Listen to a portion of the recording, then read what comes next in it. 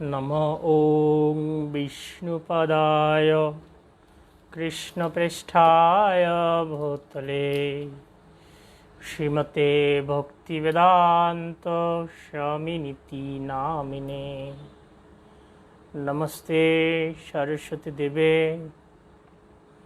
गौरवाणी प्रचारिणे निर्विशेष शून्यवादी पाश्चात्यदेशतारिणे वाञ्छाकल्पतरुभ्यश्च कृपा सिन्धुभ्येव च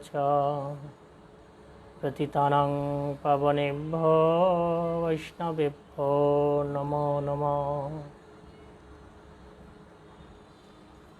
जय श्री कृष्ण चैतन्य प्रभु नित्यानंद श्री अद्वैत गदाधर शिव।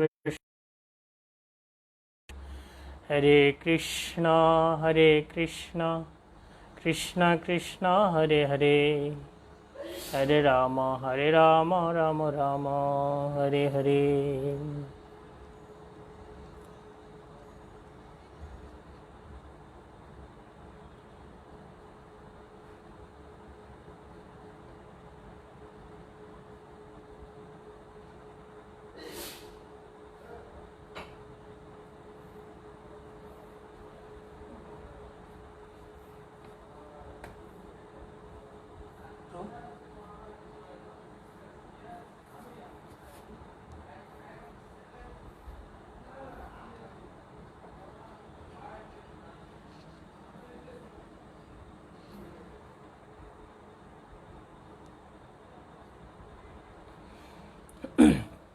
হরে কৃষ্ণ।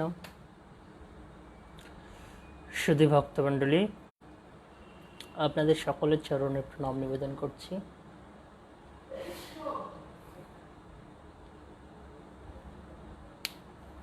আমরা শ্রীমদ্ ভাগবতম কথা আস্বাদন করছিলাম। কয়েকদিন পূর্বে আমাদের ইসকন অন্যতম আচার্য, অন্যতম দীক্ষাগুরু প্রভুপাদের খুব প্রিয় শিষ্য শ্রী শ্রীমৎ ভক্তিচরণ স্বামী গুরু মহারাজ, তিনি তার এই জগতের লীলা সংবরণ করেছেন। বৈষ্ণব বিরহ অত্যন্ত কষ্টকর।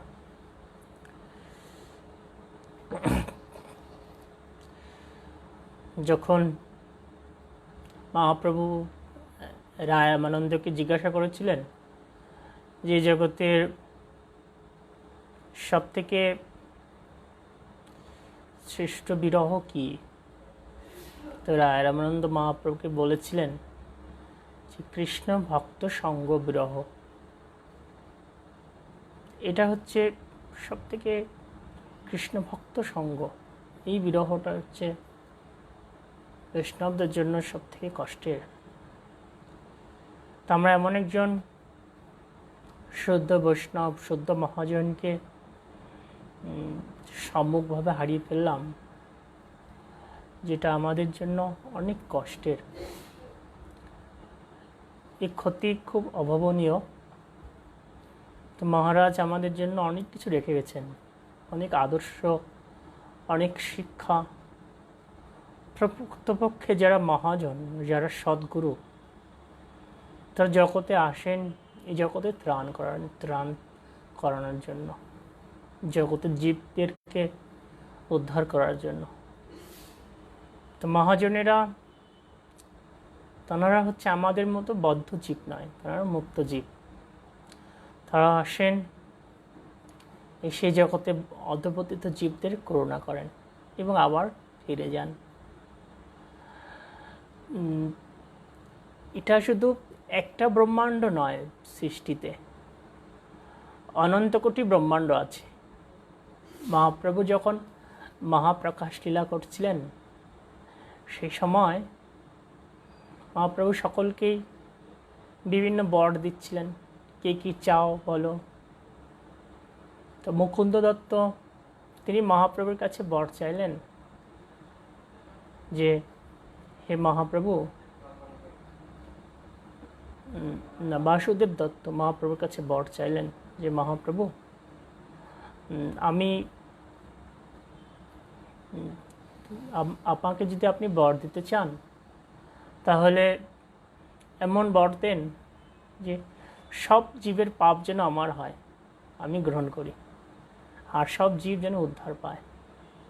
তখন মহাপ্রভু বললেন যে দেখো, একটা ডুমুর গাছ থেকে যদি একটা দুটো ডুমুর পড়ে যায় তো গাছের কি ক্ষতি হয়, ঠিক তেমনি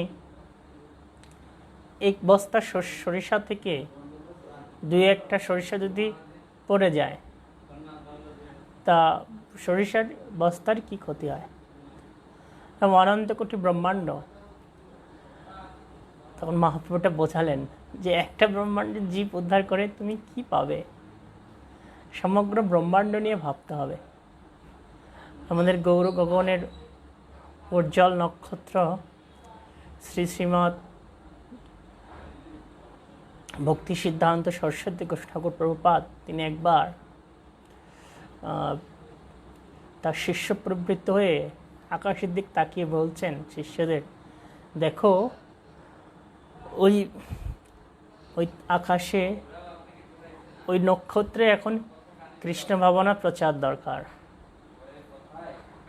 তা আমি কিছুদিন পর ওখানে প্রচারে যাব। তো এটা হচ্ছে আচার্যদের অনুভূতি। আচার্যরা ওনারা বিভিন্ন ব্রহ্মাণ্ড পরিভ্রমণ করেন জীবদের উদ্ধার করার জন্য। অনেকে বাজে কমেন্টস করে যে একজন সদ্গুরুদেব কেন এভাবে করোনা ভাইরাসে দেহ রাখলেন।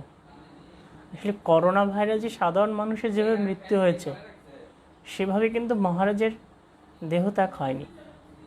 মহারাজ তিনি গুরু পূর্ণিমা তিথিতে গিয়েছেন এবং তিনি যখন গিয়েছেন তখন তার পাশে হরিনাম হচ্ছে, প্রভুপাদের দিব্য নাম কীর্তন হচ্ছে, ভগবানের নাম কীর্তন হচ্ছে, প্রভুপাদ কীর্তন করছেন, তার ওখানে সেই ভিডিও রেকর্ড অডিও রেকর্ড বাজছে।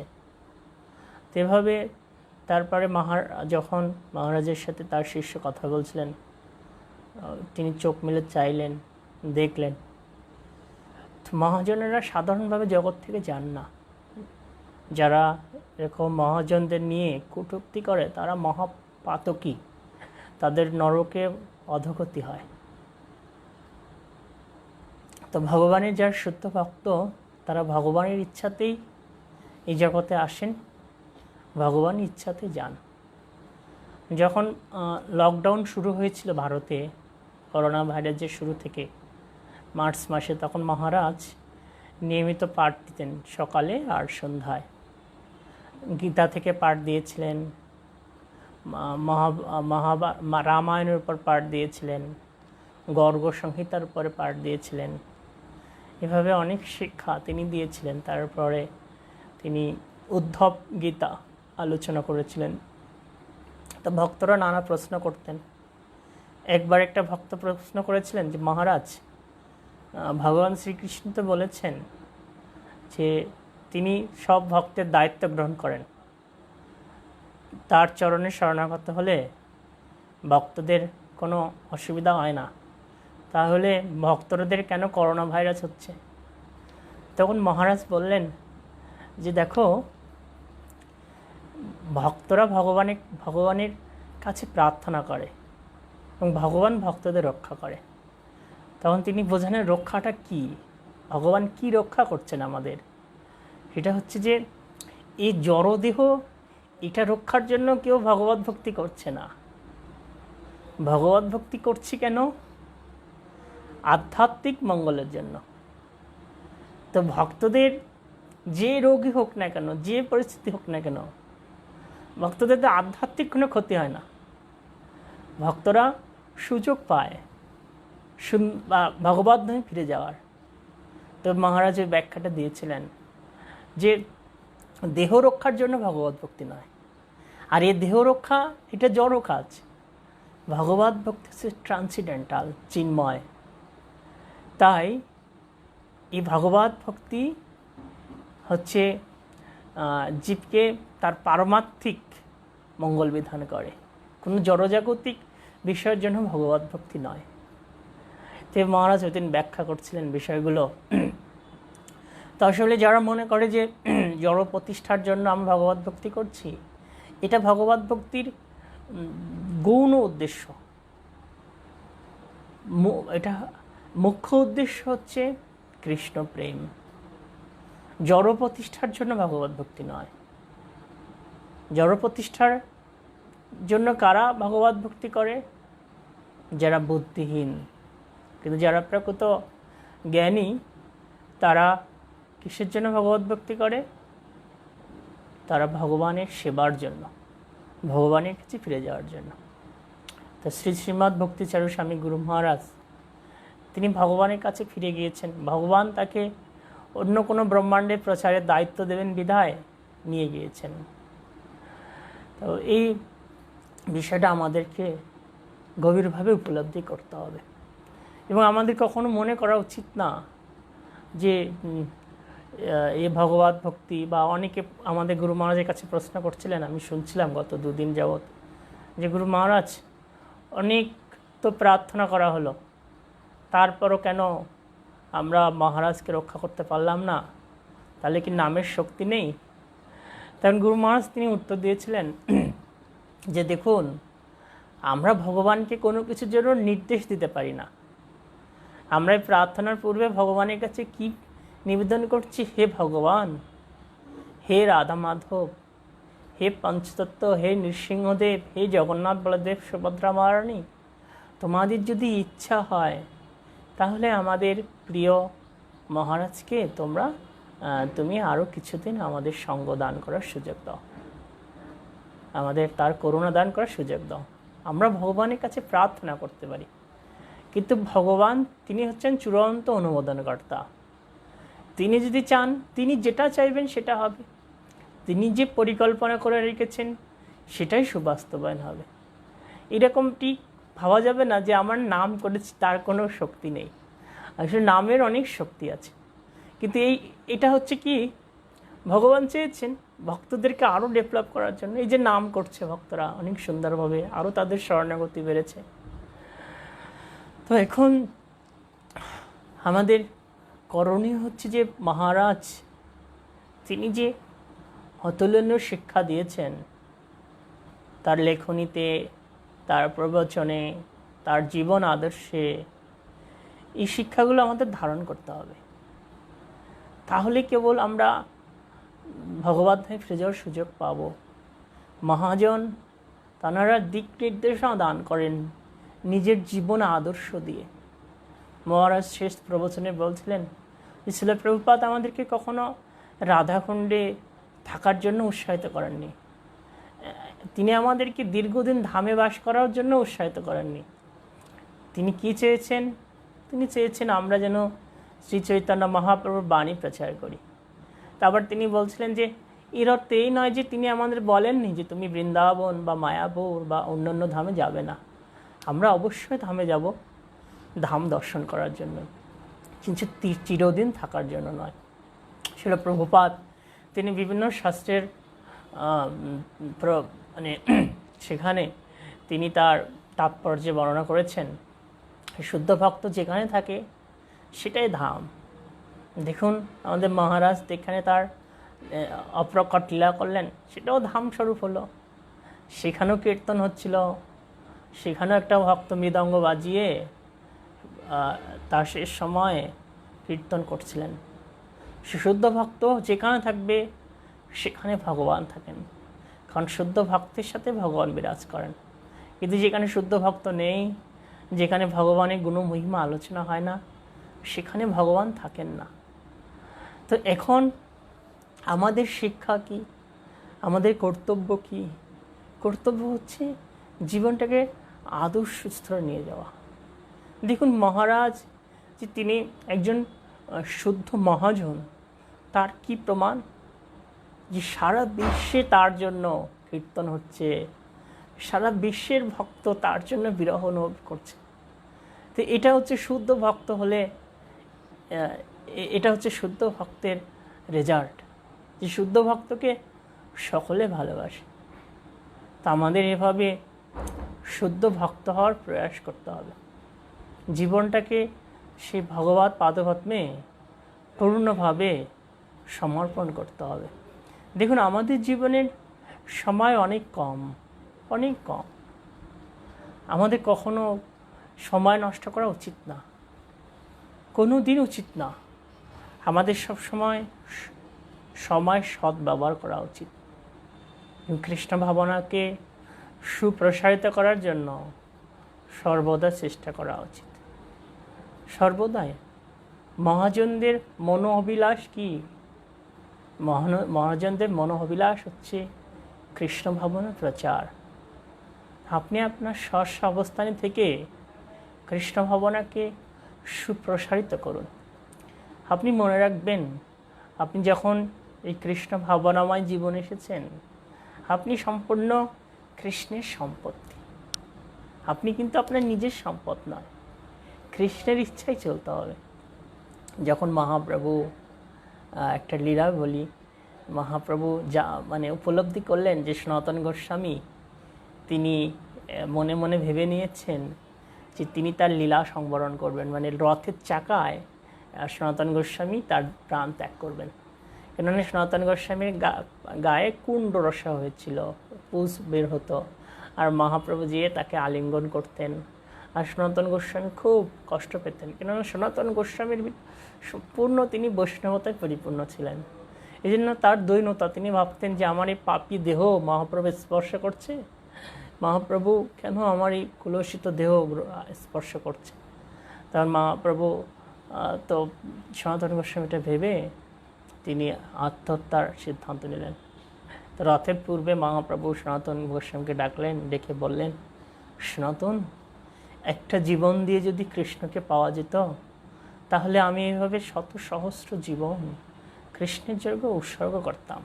মহাপ্রভু তিনি বলছেন যে আত্মহত্যা করে যদি কৃষ্ণকে পাওয়া যেত, তাহলে এই সাধন ভোজনে কী দরকার? আমি রথের চাকায় যে প্রাণ বিসর্জন দেব, আমি গঙ্গায় যে আত্মহত্যা করব, এইভাবে তো কৃষ্ণকে পাওয়া যায় না। তখন মহাপ্রভু সনাতন গোস্বামীকে বললেন, সনাতন, তোমার ওই দেহটাকে তো তুমি আমাকে দিয়ে দিয়েছ, আমার এই দেহটাকে নষ্ট করার, ক্ষতি করার তুমি কে? তো আমরা যারা কৃষ্ণ ভাবনায় এসেছি, আমরা কি? আমরা কৃষ্ণের চরণে আত্মসমর্পণ করেছি। দীক্ষাকালে শিষ্য করে আত্মসমর্পণ, সেই কালে কৃষ্ণ তারে করে আত্মসম। আমরা আত্মসমর্পণ করেছি গুরু কৃষ্ণের চরণে। আর সমর্পণ মানে কি? সমর্পণ মানে তাদের মনোঅভিলাষ পূরণ করা। তাই আমাদের জীবনকে এই মহারাজের দেহ অবসান থেকে শিক্ষা গ্রহণ করতে হবে, যে ভোগ বাসনা আদি বর্জন করে কীভাবে গুরু কৃষ্ণের প্রীতিবিধানের জন্য জীবনকে সমর্পণ করা যায়, উৎসর্গ করা যায়, সেই চেষ্টা করতে হবে। দেখুন, জীবনের সময় অনেক কম। কখন যে আমাদের জীবনে মৃত্যুর ঘণ্টা বাজবে আমরা জানতে পারবো না। পরীক্ষিত মহারাজের কাহিনী আমরা পড়ছি যে তিনি 7 দিন সময় পেয়েছিলেন। আমাদের জীবনে আমরা 7 দিন সময় নাও পেতে পারি। তাই আমাদের সদা সর্বদা সুন্দরভাবে প্রস্তুতি গ্রহণ করতে হবে, কৃষ্ণ ভাবনায় উদ্বুদ্ধ হতে হবে, জীবনটাকে আদর্শের চূড়ায় নিয়ে যাওয়ার প্রয়াস করতে হবে। দেখুন, আমরা সবাই চাইলে আদর্শবান হতে পারি, সকলের সেই সুযোগ আছে আদর্শবান হওয়ার। কীভাবে? যে আমি একবার একটা ক্লাসে বলেছিলাম, বৈষ্ণব শিক্ষা ক্লাসে, যে দেখুন, যখন আমরা বিশেষ কোথাও যাই, বিশেষ কোনো ব্যক্তি আসে, তখন আমরা কিন্তু অনেক ভদ্রতা দেখাই, তখন আমরা অনেক ভদ্রলোক সাজি। কেন ভদ্রলোক সাজি? যে এই ভদ্রতা দেখালে তিনি খুশি হবেন। তো এই ভদ্রতাটা হচ্ছে অল্প সময়ের জন্য নয়, এই ভদ্রতা আমাদের সব সময়ের জন্য রাখা কর্তব্য। তো যাই হোক, আমরা আজকে মহারাজের প্রয়াণ তিথি, নির্যান তিথি সারা বিশ্বের ইস্কন মন্দিরে পালিত হলো। আমরা মহারাজের চরণে প্রার্থনা করতে পারি, মহারাজ, হে গুরু মহারাজ, আপনি করুণা করুন যেন আমি আপনার যে শিক্ষা হৃদয়ে ধারণ করতে পারি, আমি যেন শুদ্ধ ভক্তি যাজন করতে পারি, সমস্ত কুলসতা থেকে মুক্ত হয়ে শিল প্রভুপাদের সেবা করতে পারি। আমাদের সেই বাসনা সবসময় করতে হবে যে কীভাবে আমি শিল প্রভুপাদের সেবা করব। আর শিল প্রভুপাদের সেবা করা মানে কি? শিল প্রভুপাদের সেবা করা মানে শ্রী চৈতন্য মহাপ্রভুর সেবা করা। কেননা মহাপ্রভু তিনি কি শিল প্রভুপাদকে প্রেরণ করেছেন। আর শিল প্রভুপাদ কী করেছেন? তিনি মহাপ্রভুর মনোঅবিলাস পূরণ করেছেন। মহাপ্রভুর কি মনোঅবিলাস ছিল? পৃথিবীতে আছে যত নগরাদি গ্রাম, সর্বত্র প্রচার হইবে মোর এই নাম। মহাপ্রভুর এটা মনোঅবিলাস। এটাকে কি করেছেন? এটাকে শিল প্রভুপাদ পূরণ করেছেন, সার্থক করেছেন। মহাপ্রভু কি চেয়েছিলেন? মহাপ্রভু চেয়েছিলেন যে শ্রীকৃষ্ণের ভাগবতটা সুপ্রতিষ্ঠিত হোক। তা শিল প্রভুপাদ তিনি সেটা করেছেন। তো দেখুন, আমাদেরও এরকমভাবে চেষ্টা করতে হবে যে প্রভুপাদের মনোঅবিলাস, প্রভুপাদের সেবা করা। তো প্রভুপাদের যখন আমরা সেবা করব, তখন কৃষ্ণের সেবা হবে, সমগ্র মহাজনের সেবা হবে, আচার্যগণের সেবা হবে। তো আমরা এখন থেকে যেন আমাদের জীবনকে এইভাবে গড়ে তুলতে পারি, একটা সুন্দর জীবন, একটা আদর্শময় জীবন। আর যে জীবন আমরা সেই আদর্শময় জীবন ধারণ করার মাধ্যমে আমরা সমস্ত জীবের প্রিয় হতে পারবো, সবাই আমাদেরকে ভালোবাসবে। তো আমরা আজকে থেকে সেই প্রতিজ্ঞা করতে পারি ভগবানের কাছে, শিল ভক্তিচারু স্বামী গুরু মহারাজের কাছে, শিল প্রভুপাদের কাছে, যে আমি আজ থেকে অনেক আদর্শ নিয়ে চলব, অনেক সুন্দর একটা জীবন পালন করব। আমি শিল প্রভুপাদের সেবা করব, আমি আমার জীবনকে কৃষ্ণ ভাবনায় সুসমৃদ্ধময় করব, আমি কৃষ্ণ ভাবনা প্রচারে নিয়োজিত থাকব। এভাবে আমরা সংকল্প করতে পারি। আর এই সংকল্পকে বাস্তবায়ন করার জন্য আমি যে কয়টা দিন বেঁচে থাকবো জগতে, সেই কয়টা দিন প্রচেষ্টা করতে পারি। তো আসুন আমরা নিজেদের জীবনকে নরক যন্ত্রণা থেকে মুক্ত করে সে আলোকময় পথের দিকে নিয়ে যায় এই কৃষ্ণ ভাবনায় যুক্ত করে। তো আমরা শ্রীমদ্ ভাগবতম পড়ছিলাম, সেখান থেকে দু একটা শ্লোক আজকে পাঠ করব এবং আগামীকাল থেকে আবার আমরা পড়ব। আমরা 3য় অধ্যায় শেষ করেছিলাম, আপনারা জানেন। 3য় অধ্যায় শেষ হয়ে আজকে 4র্থ অধ্যায় শুরু হওয়ার কথা। আচ্ছা, 4র্থ অধ্যায়ের নাম হচ্ছে শ্রী নারদ মুনির আবির্ভাব। তো এই অধ্যায়ের বিষয়টা হচ্ছে যে শিল ব্যাসদেব তিনি এই কলিযুগের যে অবক্ষয় দর্শন করে খুব বিমোহিত হয়ে গিয়েছিলেন। কিভাবে এটা হয়? কলিযুগ এত খারাপ। তো কলিযুগের মানুষেরকে তিনি ধর্মের পথে আনার জন্য তিনি অনেক শাস্ত্র লিখেছিলেন, বেদ, পুরাণ, মহাভারত। তো এর নানা শাস্ত্র লিখে তো ব্যাসদেব তিনি নিজে প্রসন্ন হননি, তিনি নিজে অতৃপ্তি অনুভব করছিলেন, নিজেই শান্তি পাচ্ছিলেন না। এবার শান্তি যখন পাচ্ছিলেন না, তখন তার আশ্রমে নারদ মুনির আবির্ভাব হয়েছিল। তো এভাবে এই অধ্যায়টা হয়েছে। কিছু গুরুত্বপূর্ণ শিক্ষা রয়েছে যেগুলো আমরা আজকে এখন আলোচনা করতে পারি। শ্রী নারদ মুনির আবির্ভাব। শ্লোক 1। ব্যাস উবাচ ইতি ব্রবণনম সংস্তুয় মুনিনাম দীর্ঘসূত্রিণাম বৃদ্ধকুলপতিসুতম ববৃচ শৈনক অব্রবীত। সুত গোস্বামীকে এভাবে বলতে শুনে সে দীর্ঘকালব্যাপী যজ্ঞ অনুষ্ঠানে রত সমস্ত ঋষিদের মতো সবচেয়ে প্রবীণ এবং বিদ্বান শৌনক মুনি তাকে অভিনন্দন জানিয়ে বললেন। দেখুন যে সুত গোস্বামী তিনি কি করলেন, গত অধ্যায়ে আমরা পাঠ করেছি 3য় অধ্যায়ে বিভিন্ন অবতারে বর্ণনা করেছেন, এবং শ্রীকৃষ্ণ যে সবার থেকে শ্রেষ্ঠ, সব কিছুর উৎস, সব কিছুর মূল, সেটা তিনি প্রতিষ্ঠা করলেন। আর প্রতিষ্ঠা করে তিনি সিদ্ধান্ত দিলেন। আর তখন এই অধ্যায় শুরুতে সেটা আলোচনা হচ্ছে যে যখন সূতক গোস্বামী বলছিলেন, তখন ঋষিদের মধ্যে সব থেকে প্রবীণ এবং বিদ্বান সৌনক মুনি তাকে অভিনন্দন জানিয়ে বললেন। তো এখানে শিক্ষা কি, যে শিক্ষা হচ্ছে যে যারা অভিনন্দন জানাবে তাদেরকে বয়োবৃদ্ধ হতে হবে এবং জ্ঞানবৃদ্ধ হতে হবে। যেমন আমরা বিভিন্ন সভায় যাই, তো সেই সভা কে নেতৃত্ব দেবে বা কে কোনো কিছু জিজ্ঞাসা করবে, আগে কার প্রাধান্য, এখান থেকে আমরা শিক্ষা পাচ্ছি। যিনি সিনিয়র আছেন তিনি জয়ধ্বনি দেবেন, তিনি মঙ্গলধ্বনি উচ্চারণ করবেন, তিনি কোনো কিছু উপস্থাপন করবেন। কোনো জুনিয়রকে আগে কোনো কিছু উপস্থাপন করা উচিত না। এবং যদি কোনো সিনিয়র কাউকে অনুমোদন দেয় যে তুমি এটা বলো, তখন বলা যাবে। তো এখান থেকে আমরা সেটা শিখছি।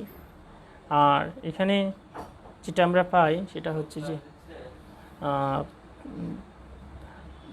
যিনি বক্তার কথা শিল্পপদ এখানে বলছেন, বক্তাকে অবশ্যই পূর্বতন আচার্যের প্রতি শ্রদ্ধাপরায়ণ হতে হবে। বক্তা তিনি তার মন গড়া কথা বলবেন না, তিনি পূর্বতন আচার্যদের শিক্ষা জানাবেন। কোনো ভাগবত পাঠক তার কখনো উচিত না যে তার মন গড়া কথা বলা। আর যিনি মন গড়া কথা বলবেন তিনি ব্যাসাসনে বসার অযোগ্য। আর যিনি বক্তা তাকে সবসময় কেমনভাবে আলোচনা করতে হবে, তিনি হচ্ছে পূর্বতন আচার্যদের যে মনোভিলাষ সেটা পূরণ করার চেষ্টা করতে হবে। এবং যারা পাঠক, যারা শ্রোতা, তাদেরকে তাদের স্থিতি চেতনা অনুসারে শিক্ষাদান করতে হবে।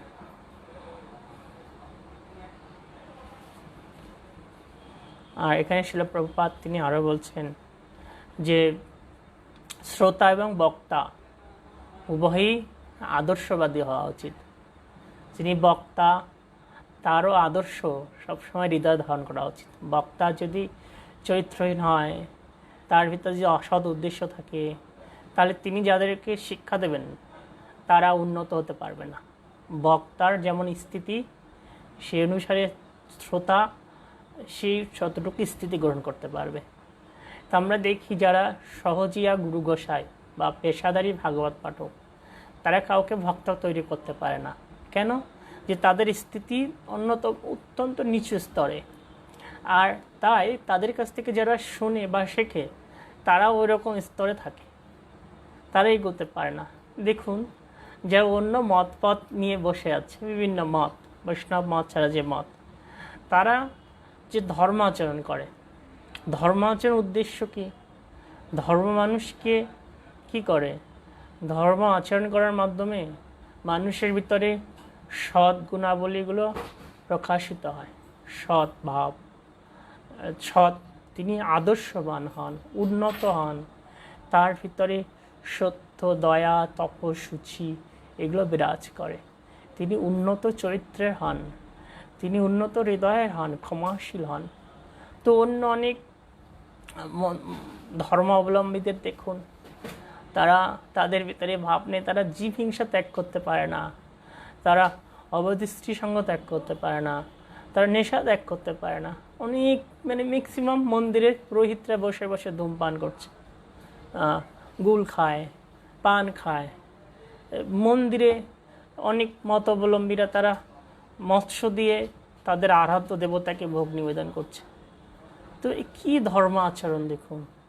তো এদের যারা অনুসরণ করে তারা কিভাবে আদর্শ স্তরে আসতে পারে, আর যার ফলে আদর্শ স্তরে তারা আসতে পারে না। তাই আমাদের তাদেরই অনুসরণ করা উচিত যারা উন্নত আদর্শের। ঠিক এখানে আরও শিল প্রভুপাদ বলছেন, যারা শ্রোতা তারাও যখন খুব মনোবাক্যে শ্রবণ করে তারাও উন্নত হয়। তাই প্রভুপাদ এখানে বলেছেন যে শ্রোতা এবং বক্তা যদি উন্নত আদর্শের হয়, তাহলে সহজে এই ভাগবত পাঠের যে ক্রিয়া সেটা সুবাস্তবায়িত হয়। যেমন শিল পরীক্ষিত মহারাজ, তিনি ছিলেন আদর্শ স্তরের ভক্ত, এবং ছিল শুকদেব গোস্বামী, তিনি ছিলেন মুক্ত আত্মা। তো এই যে মুক্ত আত্মা এবং আদর্শ ভক্ত একজন মানে দুজনই উন্নত স্তরে, আর যার ফলে কি হয়েছিল, সেই নৈমিষে সেই যেখানে এই ভাগবত পাঠ হচ্ছিল গঙ্গার তটে, সেই একটা দিব্য পরিবেশ সেখানে বিরাজমান হয়েছিল। সমস্ত ব্রহ্মাণ্ড থেকে সে নারদমণি, বিষ্ণুদেব, বিভিন্ন মুনি ঋষিরা সেখানে এসেছিলেন। দেবতারা সেই ভাগবত স্থলিতে পুষ্পবৃষ্টি অর্পণ করছিলেন। তা আমাদের যারা আমরা শ্রবণ করি বা যারা আমরা কীর্তন করি, সবসময় উন্নত আদর্শের হওয়া উচিত। দেখুন এখানে শ্রীমদ্ ভাগবতমে আপনার ছবি দেখবেন, যেখানে শিল শুকদেব গোস্বামী প্রবচন দিচ্ছেন, যে যারা শ্রোতা তারা কত কায় মনোবাক্যে শ্রবণ করছে। তো যারা আমরা শ্রবণ করি, আমাদের উচিত যে অত্যন্ত ঐকান্তিক ভাব নিয়ে শ্রবণ করা, এতে অনেক ভালো হয়। এরপরের শ্লোক আমরা পড়ব। সৈনক উবাচ সুত সুত মহাভাগ বদন বদতং বর কথাম ভগবতীং পুণ্যম যদাহ ভগবান সুখ। সৈনিক ঋষি বললেন, হে সুত গোস্বামী, যারা আবৃত্তি করতে পারেন এবং বলতে পারেন, তাদের মধ্যে আপনি হচ্ছেন সবচাইতে ভাগ্যবান এবং শ্রদ্ধাহ। আপনি দয়া করে শ্রীমদ্ ভাগবতমের পবিত্র বাণী বর্ণনা করুন, যা মহান শক্তিশালী মহর্ষি শিল শুকদেব গোস্বামী কর্তৃক পূর্বে বর্ণিত হয়েছিল। তো এখানে কী শিক্ষা আমরা পাচ্ছি? যারা আবৃত্তি করতে পারেন এবং বলতে পারেন, তাদের মধ্যে আপনি হচ্ছেন ভাগ্যবান এবং শ্রদ্ধাহ। তো বলছেন যে আপনি দয়া করে সেই শ্রীমদ্ ভাগবতমের বাণী বর্ণনা করুন, যা শুকদেব গোস্বামী পূর্বে বর্ণনা করেছিলেন। তো এখানে আমরা কি শিক্ষা পাই? শিক্ষাটা হচ্ছে যে এই সুত গোস্বামী তিনি যে উন্নত স্তরে, সেটা সৈনক আদি ঋষিরা প্রকাশ করছেন, যে আপনি ভালোভাবে আবৃত্তিও করতে পারেন, ভালোভাবে বলতেও পারেন। কেননা আপনি মহান মহর্ষি ছিল শুকদেব গোস্বামীর কাছ থেকে এটা ঐকান্তিকতা সহকারে শ্রবণ করেছেন। এই জন্য আপনার ভিতরে সেই মানে যোগ্যতা, স্থিতি এগুলো রয়েছে। তাই আপনি কৃপাপূর্বক আমাদের কাছে সেই শ্রীমদ্ ভাগবতম কথা ব্যক্ত করুন। তো দেখুন কত হাম্বেলভাবে, কত দৈন্যতা সহকারে সৈনক ঋষি তিনি বলছেন, এই ভাগবত মানে শোনার আগ্রহ প্রকাশ করছেন। তা আমাদের জানি না কয়েকজনের ভিতরে কতটুকু আগ্রহ আছে শোনার, যে কতজনের এই একদিন ভাগবত না শুনলে কষ্ট হয়, এটা আমি জানি না। কিন্তু এখানে আমরা দেখতে পাই যে সৈনক ঋষি তিনি মানে সৈনক আদি ঋষিরা তারা উৎকণ্ঠা প্রকাশ করছেন এবং কিভাবে আগ্রহ প্রকাশ করছেন, যে আপনি বলুন, আমাদের কাছে ব্যাখ্যা করুন, ভাগবতের মহিমা বলুন, অমৃতময় সেই ভগবানের লীলা আলোচনা করুন। তো এটা যেমন আমরা এক খাবার খাই সকাল দুপুর রাত, 1 ঘন্টা দেরি হলে কি হয়, আমাদের পেটে আগুন জ্বলে যায়, খাবার জন্য লাফালাফি শুরু হয়ে যায়, কোথায় খাবার আছে, মাথা খারাপ হয়ে যায়। তো মানে দেহের প্রয়োজনের জন্য আমরা কত ব্যতিব্যস্ত হই, কিন্তু আত্মার যে ভাগবত শ্রবণ করা, আমি জানি না কজনে এরকম হয় যে একদিন ভাগবত না শুনলে কয়জনে কষ্ট হয়। তো যাদের কষ্ট হয় তারা বেশ এগিয়ে যাচ্ছে জীবনে, কারণ ভাগবত হচ্ছে ভক্তদের প্রাণ। কিন্তু এর অর্থ এই না যে যাদের কষ্ট হচ্ছে না তারা অনেক পিছিয়ে রয়েছে, এটা সেরকম অর্থ নয়। কিন্তু যারা শ্রবণে অত্যন্ত আগ্রহী তারা অনেক উন্নতি করছে, কিন্তু যাদের এখনও সেই উৎসাহ তৈরি হয়নি তাদের উন্নতি করার জন্য প্রয়াস করা দরকার। ইচ্ছা না হলেও জোর করে করে রেগুলার শোনার চেষ্টা করা দরকার, তাহলে একদিন না একদিন আগ্রহ বাড়বে, ভাগবত ভক্তি সুবৃদ্ধি পাবে। এরপরে দেখব 3 নম্বর, কস্মিন যুগে প্রবৃত্তা ইয়ম স্থানে বা কেন হেতু না কৃত সঞ্চাদিত কৃষ্ণ কৃতবান সংহিতাম মুনি। কোন সময়ে এবং কোন স্থানে তা প্রথম শুরু হয়েছিল এবং কেনই বা তা গ্রহণ করা হয়েছিল? মহামণি কৃষ্ণদ্বৈপায়ন ব্যাস কোথা থেকে শাস্ত্র প্রণয়ন করার অনুপ্রেরণা লাভ করেছিলেন? তো দেখুন কত বিনয়ীভাবে প্রশ্ন করছেন যে এটা কোথা থেকে শুরু হয়েছে, কোন স্থানে শুরু হয়েছে, বা কেন এই শ্রীমদ্ ভাগবতম প্রণয়ন করা হয়েছিল। আর ব্যাসদেব, মহামণি ব্যাসদেব, তিনি বা এই শাস্ত্র অনুপ্রেরণা কীভাবে করার অনুপ্রেরণা কীভাবে পেয়েছিলেন? এই যে দেখুন রিয়াল প্রশ্ন, এই যে করতে অনেক মানুষ প্রশ্ন করে, মানে কি বিদঘুটে প্রশ্ন, রাবণের মার নাম কি, রাবণের ঠাকুরমার নাম কি, তাই না? কি আজে বাজে প্রশ্ন, যা মাধ্যমে জগতের কোনো মঙ্গল হয় না। আসলে প্রশ্ন হবে এমন জগতের মঙ্গল, জীবের মঙ্গল।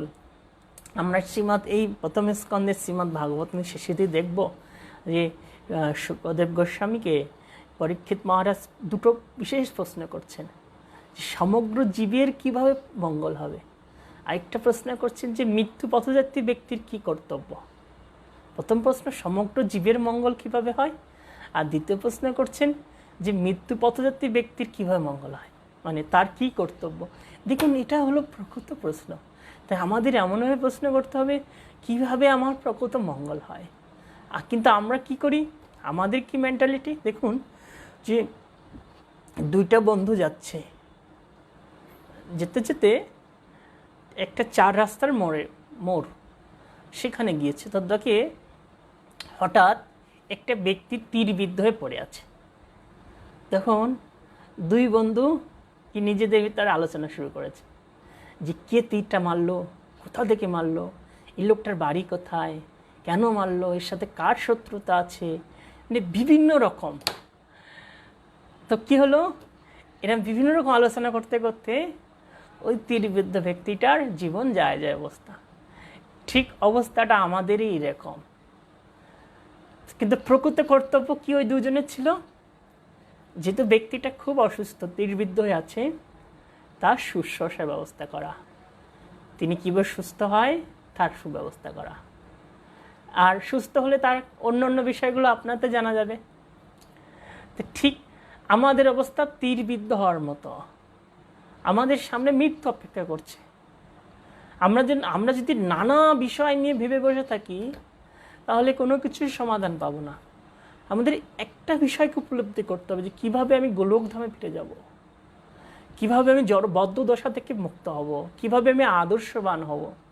তো দেখুন কারা আদর্শবান হচ্ছে, কারা গোলকধামের দিকে ফিরে যাচ্ছে, যারা এই বৈষ্ণবীয় জীবন পালন করছে, যারা আদর্শ জীবন পালন করছে।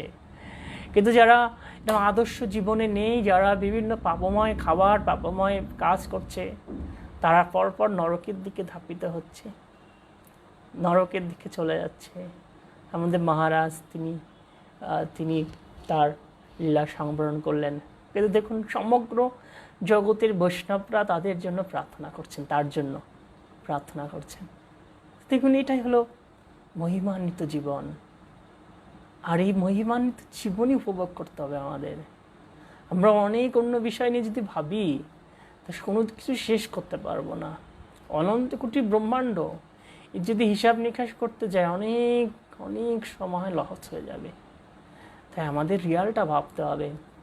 সেটা প্রভুপাদকে একটা সাংবাদিক জিজ্ঞাসা করছে যে প্রভুপাদ, আপনি যে কৃষ্ণ কৃষ্ণ নিয়ে এত কিছু বলছেন, এত মাতামাতি করছেন, যদি আপনি মৃত্যুর পর সময় শুনতে পান কৃষ্ণ বলে কেউ নেই, আর এই কৃষ্ণ নাম করে কোনো লাভ হয়নি, তাহলে কি হবে আপনার?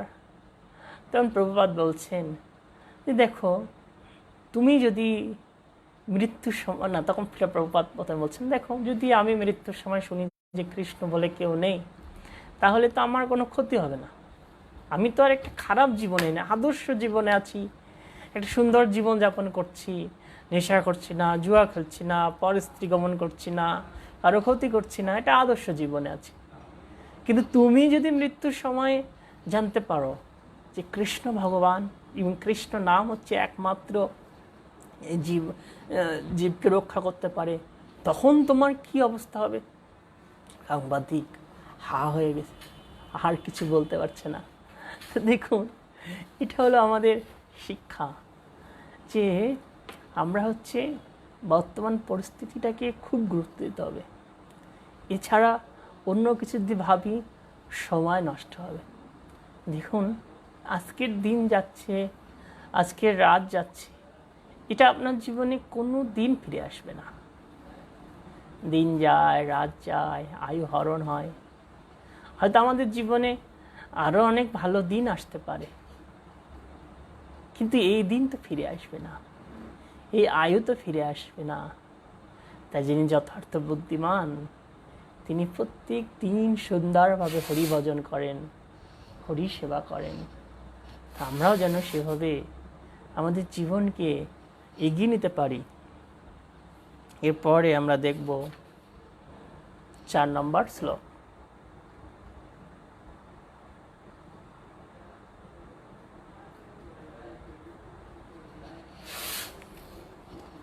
তস্য পুত্র মহাযোগী সমধীর নির্বিকল্পক একান্তমতি উন্নিদ্র গুরুমুর ইবয়তে। তার পুত্র ছিলেন এক মহান ভক্ত, এক অদ্বিতীয় তত্ত্বজ্ঞানী, এবং তার চিত্ত ছিল সর্বদাই পরমাত্ম সাধনে একাগ্র। তিনি সব রকম জড়জাগতিক কার্যকলাপে ঊর্ধ্বে ছিলেন, এবং যদিও তিনি জ্ঞানী ছিলেন, কিন্তু আপাত দৃষ্টিতে তাকে দেখে একজন মূঢ়লোক বলে মনে হতো। এটা কার কথা বলছেন? তার পুত্র, মানে কার পুত্র? ছিল ব্যাসদেবের পুত্র, আর সে পুত্রটাকে ছিল শুকদেব গোস্বামী। তো তিনি ছিলেন মহান ভক্ত শুকদেব গোস্বামী, এবং অদ্বিতীয় তত্ত্বজ্ঞানী, অত্যন্ত তত্ত্বজ্ঞানী ছিলেন। এবং তিনি কি ছিলেন? জড়জাগতিক কার্যক্রমে ঊর্ধ্বে ছিলেন। আর আপাত দৃষ্টিতে তাকে দেখে কেমন লোক মনে হতো? একটা মূঢ় লোক হতো, মূঢ় মানে বোকা ঝোঁকা। শুকদেব গোস্বামীকে দেখলে এরকম মনে হতো। তো সাধারণত অনেকে সাধুদের নিয়ে উপহাস করে যে কোথাও বোকা, কি একটা খারাপ জীবনযাপন করছে, চা খায় না, বিড়ি খায় না, তারপরে বাইরে কোথাও ঘোরে না, ফেরে না। তারপরে ভাবি যে কী করে, মাথা মুন্ডন করে রাখে, গলায় একটা কাঠের মালা দেয়, এই কপালে কী সব মাটি দিয়ে রাখে। সাধারণ মানুষ এরকম ভক্তদেরকে মূঢ় মনে করে, সাধারণ মানুষের এরকম দৃষ্টি। কিন্তু আসলে ভক্তরা মূঢ় নয়, ভক্তরা হচ্ছে যথার্থ জ্ঞানী। তার কি প্রমাণ? দেখুন, এই সাধারণ মানুষটাও যে বিপদে পড়লে কাকে ডাকে? কাকে ডাকে বলুন? কৃষ্ণকে ডাকে। আর ওই সাধারণ মানুষ দেখে মূঢ় মনে করছে ভক্তদের, তারা সবসময় কাকে ডাকছে? কৃষ্ণকে ডাকছে। তো সাধারণ মানুষ বিপদে পড়ে কৃষ্ণকে ডাকে, আর ভক্তরা সবসময় কৃষ্ণকে ডাকে। তাহলে কারা ভালো? অবশ্যই ভক্তরা। আপনি ভাবুন যে কেউ যদি শুধু বিপদে পড়ে আপনার কাছে আসে, তাহলে কি আপনি তাকে ভালোবাসবেন? তার প্রতি খুশি হবেন? কখনোই না। কিন্তু যিনি আপনাকে সব সময় বিপদে আপদে সুখে দুঃখে আপনাকে স্মরণ করে, আপনি কি তার প্রতি খুশি হবেন না? অবশ্যই হবেন। এটাই হলো আদর্শ। আমরা সবসময় কৃষ্ণকে ডাকি, কিন্তু সাধারণ মানুষ মনে করে একটা মূঢ় বোকা, কী করছে, কাজ নেই, শীতের দিনও রাত 3টায় উঠে স্নান করে, কোনো কিছু বোঝে না, এটা সেটা। কিন্তু যারা এটা মনে করছে তারাই আসলে প্রকৃত মূঢ়। তারা তাদের জীবনের প্রকৃত যারা তাদের জীবনের যে প্রকৃত কর্তব্যকে বিস্তৃত হয়ে একটা অধপতিত জীবনযাপন করছে।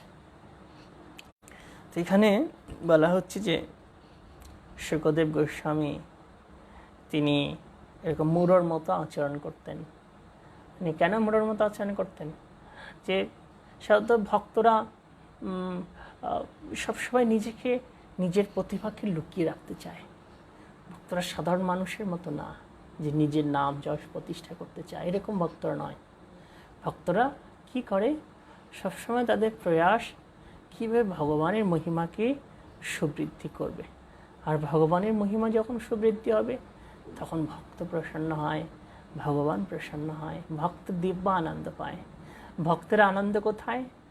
যদি ভগবান প্রসন্ন থাকে, যদি ভগবানের গুণকীর্তন সুন্দরভাবে হয়, ভগবানের মহিমা যদি সুন্দরভাবে আলোচনা হয়, তাহলে ভক্ত খুশি হয়।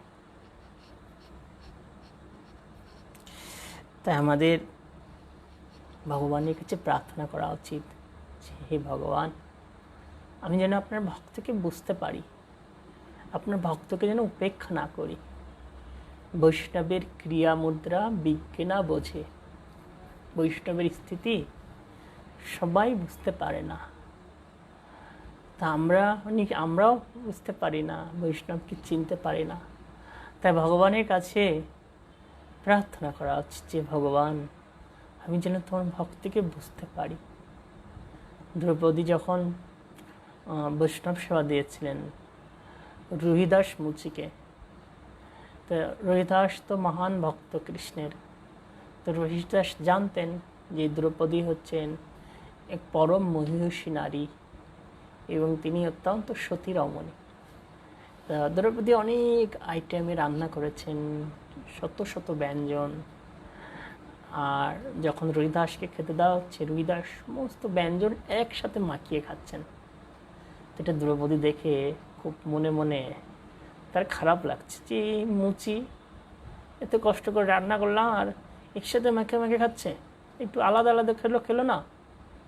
তো কৃষ্ণ পরবর্তীতে রোহিদাসের কাছে প্রশ্ন করেছেন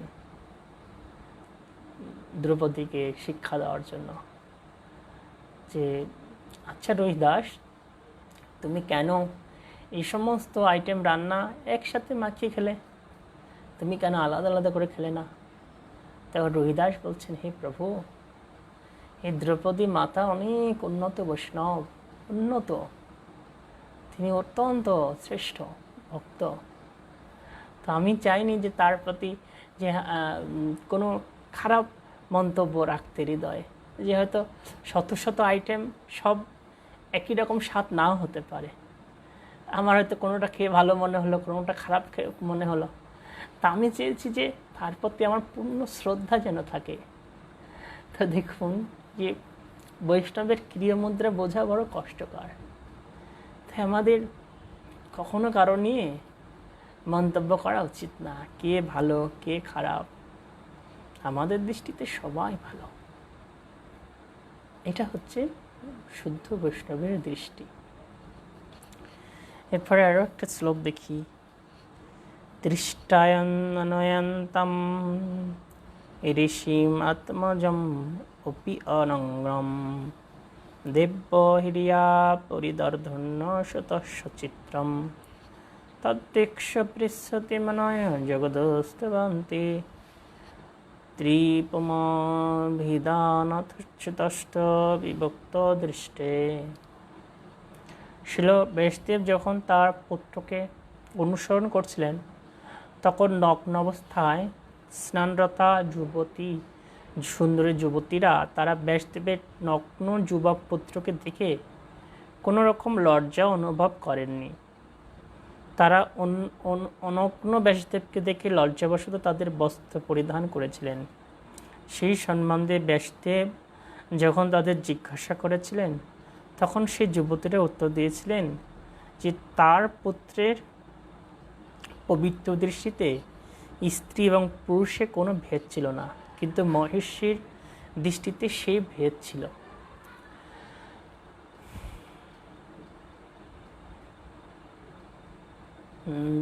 এখানে শুকদেব গোস্বামীর বিশেষ গুণাবলী প্রকাশ করা হয়েছে। যখন শুকদেব গোস্বামী তিনি জন্মগ্রহণ করেছিলেন, গর্ভ থেকে জন্মগ্রহণ করেই তিনি ছোটা শুরু করেছিলেন, আর গিরিয়ের দিকে তাকাননি। কোথায় জন্ম হয়েছে তাও তাকায়নি। তিনি জন্ম হয়েছে সাথে সাথে তিনি দৌড়ানো শুরু করেছেন।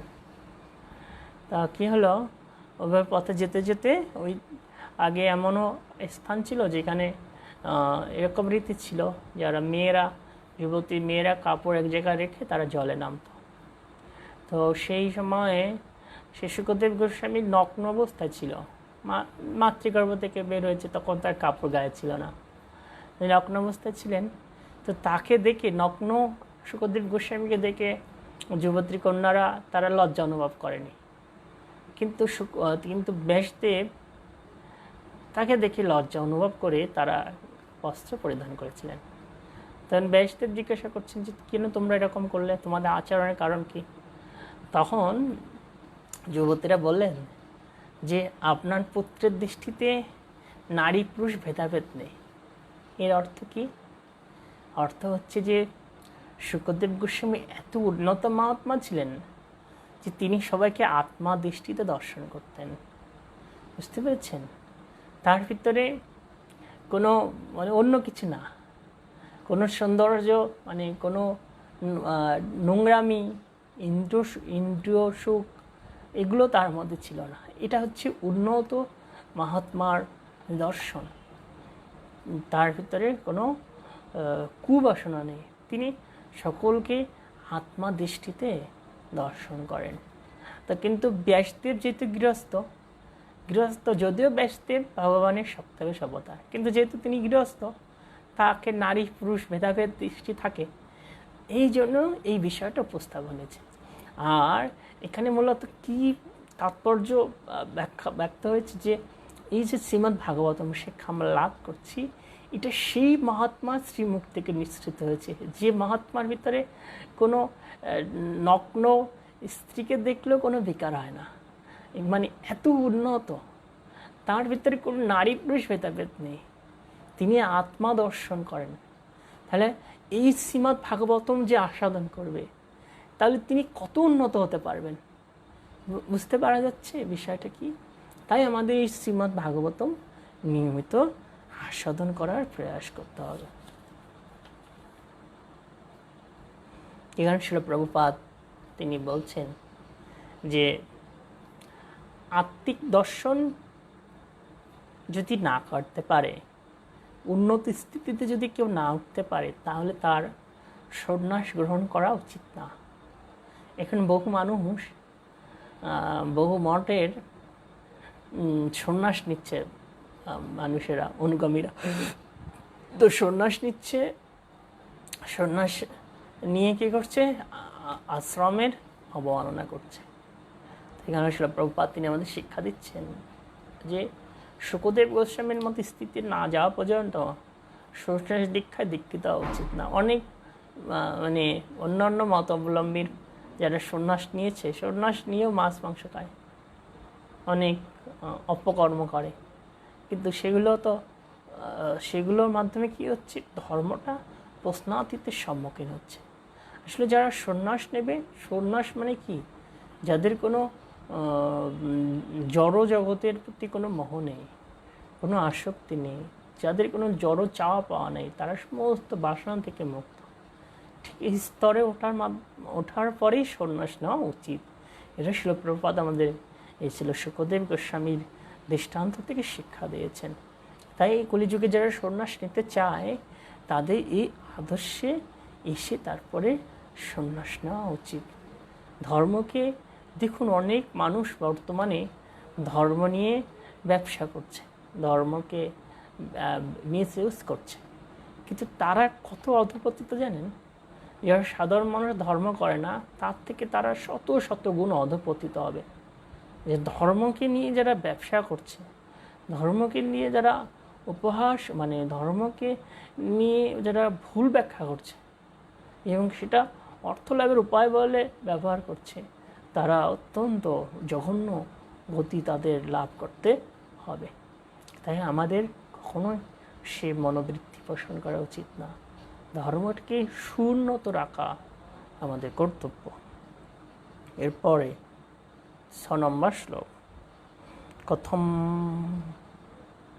অলক্ষিত পৌরে সম্প্রাপ্ত কুরু জঙ্গলম উন্মুক্তমুকজরবত বিচরম গজ সহনবে।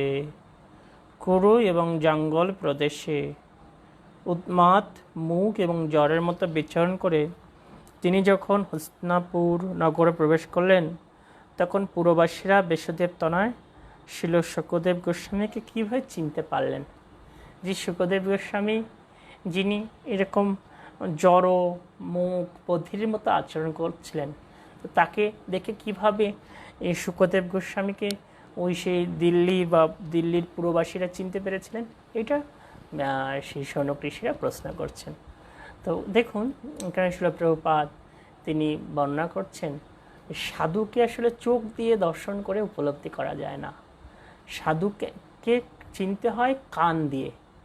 সাধুর মুখের কথা, সাধুর আচরণ, এটা কান দিয়ে শুনে উপলব্ধি করা যায় সে কতটুকু সাধু।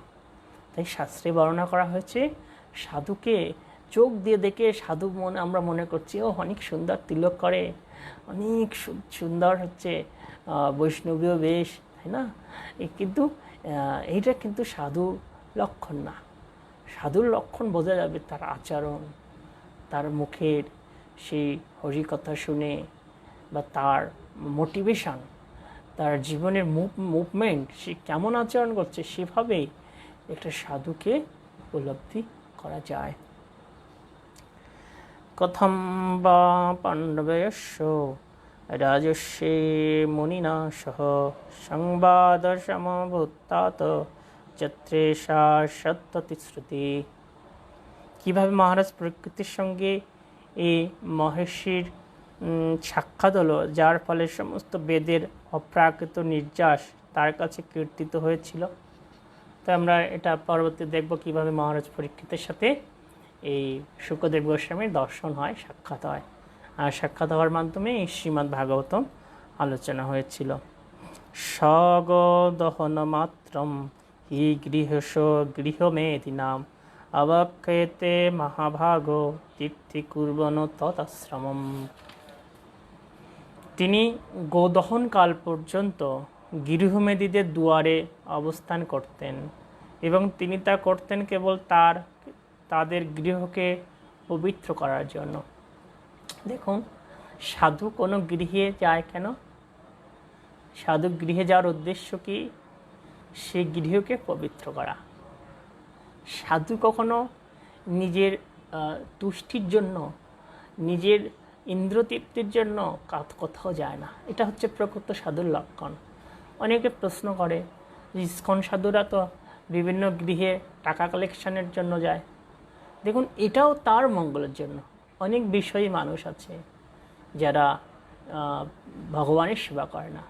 তো সাধুরা কত পতিতপাবন, সাধুরা সেই গৃহে যায়, তাদেরকে নানাভাবে বুঝিয়ে, তাদেরকে মোটিভেট করে, তাদের সেই অর্থ নিয়ে এসে জন্মাষ্টমী, রথযাত্রা বা ভগবানের বিভিন্ন সেবায় অর্পণ করে।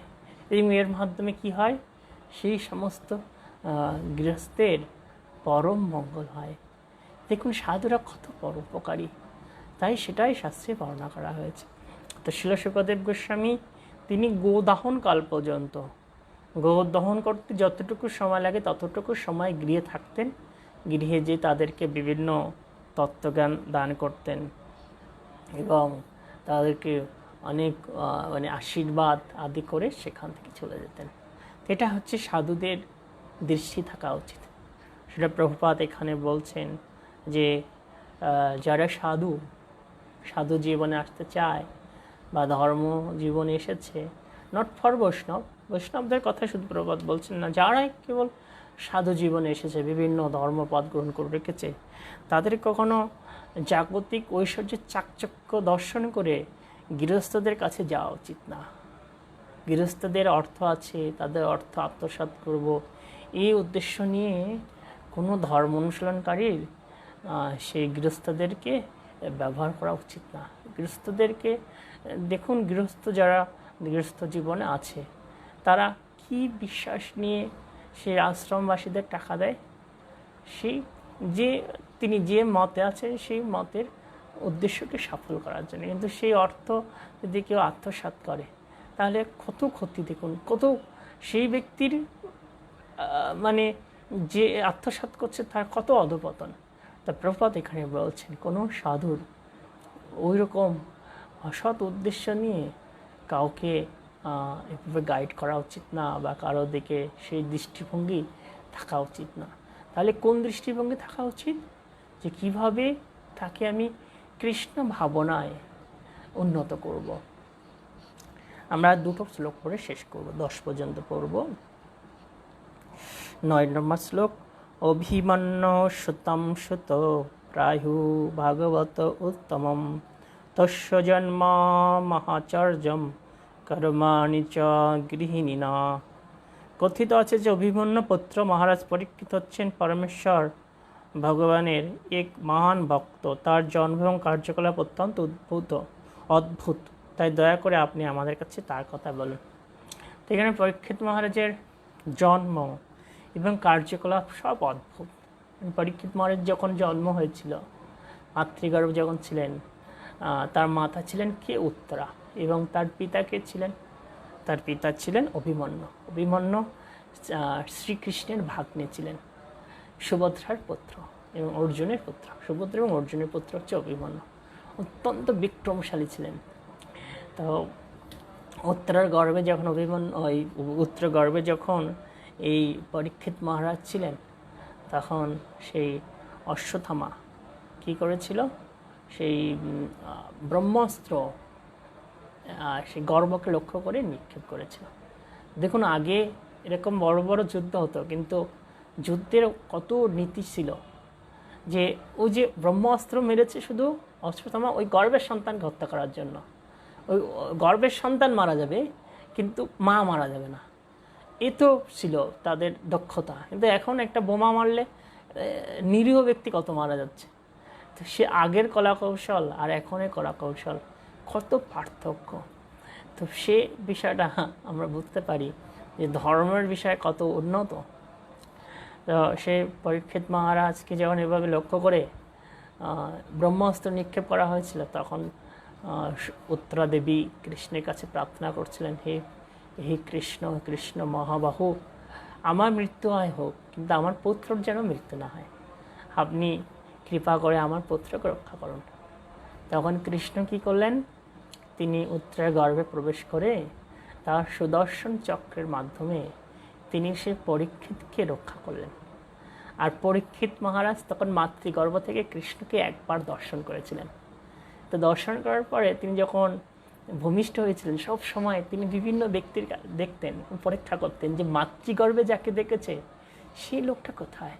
এই জন্য তার নাম হচ্ছে পরীক্ষিত, মানে পরীক্ষা করেন সেই কৃষ্ণ কোথায়, যাকে আমি দর্শন করেছিলাম, যিনি আমাকে রক্ষা করেছিলেন।